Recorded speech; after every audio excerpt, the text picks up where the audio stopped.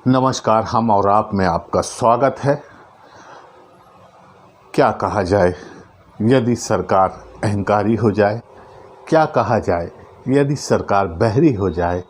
क्या कहा जाए यदि सरकार सिर्फ सरकार हो जाए, जनता से उसका कोई लेना देना न हो, सिर्फ सरकार और सरकार कहलाए? ऐसी सरकार शायद इतिहास में पहली बार हम और आपने देखी होगी, जिस सरकार को आम जनता से कोई सरोकार नहीं है। जिस हिसाब से किसान आंदोलन शुरू हुआ, जिस हिसाब से किसानों ने दिल्ली के चारों तरफ से बॉर्डर को घेर लिया और उन्हीं किसानों को सरकार ने किसान मानने से इनकार कर दिया हो और उसके बावजूद भी वार्ता करते रहें और अपने पिट्ठू मीडिया के माध्यम से अपने आप को श्रेष्ठ बताने की कोशिश जारी रखें।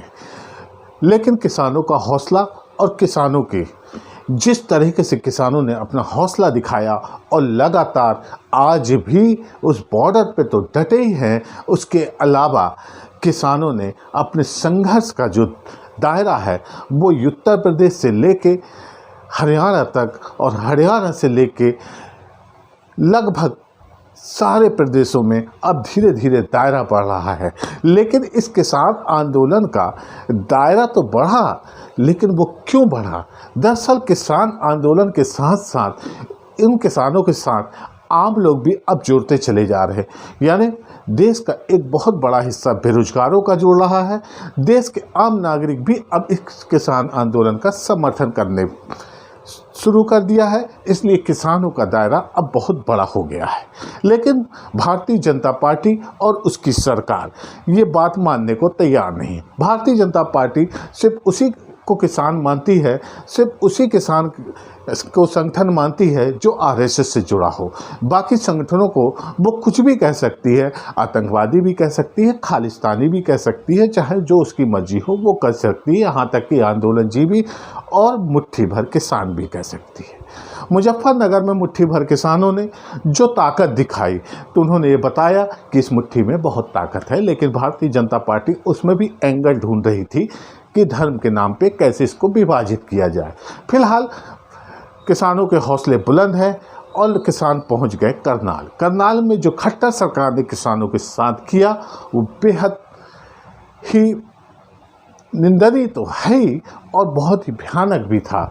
लेकिन खट्टर सरकार को इस बात का बिल्कुल अफसोस नहीं है, क्योंकि खट्टर सरकार सत्ता में बनी है और उसे किसानों से कोई मतलब नहीं। ऐसा लगता है जैसे खट्टर सरकार को किसान किसी परजीवी या विदेशी व्यक्ति नज़र आते हैं। इसलिए उन्होंने इस विषय में और किसानों के बारे में सोचना तो छोड़िए, किसानों के अहित करने के बारे में जितनी भी ऊर्जा है उतनी लगा दी। जैसा कि आपने देखा कि खट्टर सरकार के एक एसडीएम किस तरह किसानों को सर फोड़ने तक का हुक्म दे दिए कि किसानों का सर फोड़ दें, लेकिन वो बॉर्डर क्रॉस न दें। और वो हुआ वही कि पुलिस ने अंधाधुंध लाठियां चलाई, एक किसान शहीद हुआ, कई लोग घायल हुए, कई लोगों के सर फटे। लेकिन इस सरकार को बिल्कुल शर्म नहीं आई, इस सरकार के मन बिल्कुल किसानों के प्रति नहीं पसीजा।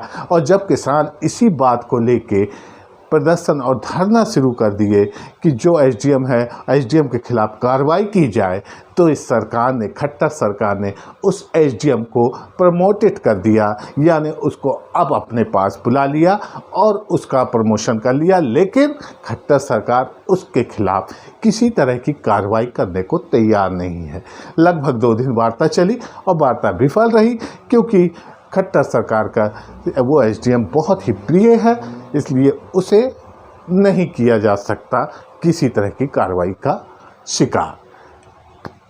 एक संदेश है, ये संदेश उन सब अधिकारियों को लिए, खास कर भारतीय जनता पार्टी की सरकार जहाँ जहाँ भी है, वो उन अधिकारियों को एक संदेश दे रही कि उनके प्रति यदि आप वफादार बने रहेंगे तो आपका बाल बाका नहीं होगा। आप सिर्फ सरकार के हिसाब से काम कीजिए, संविधान के हिसाब से काम करने की आपको आवश्यकता नहीं है। यदि आप सरकार के हिसाब से काम करते हैं तो आपको प्रमोशन भी दिया जाएगा और आपका कोई बाल बाका भी नहीं कर सकेगा। यानी सरकार ने साफ संकेत उन नौकरशाहों को दे दिए हैं कि आप जितना हमें सपोर्ट करेंगे हम आपको उतना ही उपकृत करेंगे। एक अलग बात है कि एक महिला राज्यपाल ने इस बात से त्यागपत्र दे दिया हो और भारतीय जनता पार्टी की सरकार को खरी खोटी सुनाई हो, लेकिन उससे कोई फर्क नहीं पड़ता, क्योंकि भारतीय जनता पार्टी को अब सरकार में रहना और सरकार में बने रहने का शायद मंत्र मिल गया है। उसे जनता की वोटों की आवश्यकता नहीं है, क्योंकि जनता की वोटों की जिन्हें भी आवश्यकता होती है वो पहले जनता के बारे में सोचते हैं।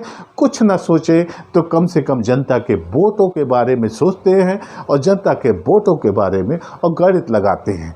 अगर आप किसी तरह भी सांप्रदायिक दंगों के सहारे चुनाव जीत जाते हैं तो कब तक आप इस तरह का काम कर सकते हैं, जबकि बेरोजगारी, बेकारी, भुखमरी ये सारी चीज़ें बढ़ती जाए, लोग सड़कों पे आ जाए, उनके रोजगार छिन जाए, नए रोजगार मिलना असंभव हो जाए, तो उस कंडीशन में भी क्या आप धार्मिक उन्माद फैला के चुनाव जीत सकते हैं?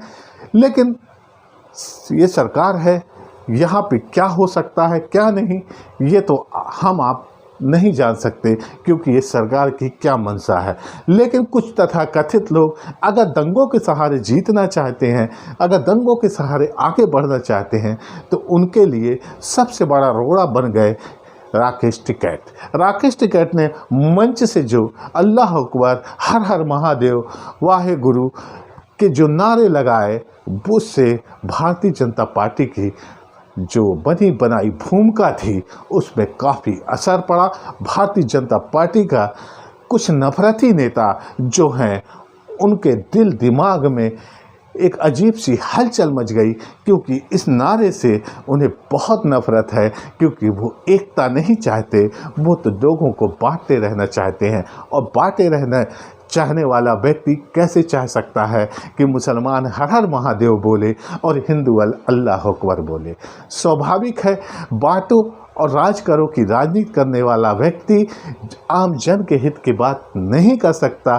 खून खराबे को देखकर जो व्यक्ति अपनी राजनीतिक रोटी सेके, उससे आप किसी तरह की उम्मीद रखते हैं तो बहुत ही आप अंधेरे में हैं, और शायद आप उस पिट्ठू मीडिया के सहारे सब कुछ चंगा सी देख रहे हैं, तो ये भी आपकी बहुत बड़ी भूल है। फिलहाल ये किसान आंदोलन अब किसान आंदोलन नहीं रहा, ये किसान आंदोलन आम आंदोलन हो गया है, जिसका व्यापक समर्थन आम जनता कर रही है।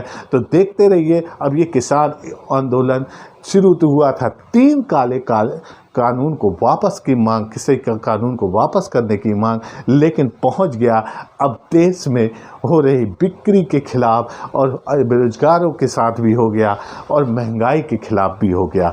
तो इस आंदोलन से लोग जुड़ रहे हैं और जुड़ते जाएंगे। जो भक्त बिरादरी है वो गाली देगी, वो भक्त बिरादरी हो सकता है तरह तरह के एडिटिंग करके वीडियो जारी करे, लेकिन देश देख रहा है, देश समझ रहा है, देश को तकलीफ़ है, तो देश चिल्लाएगा और वो देश के रूप में हम और आप कहलाएंगे।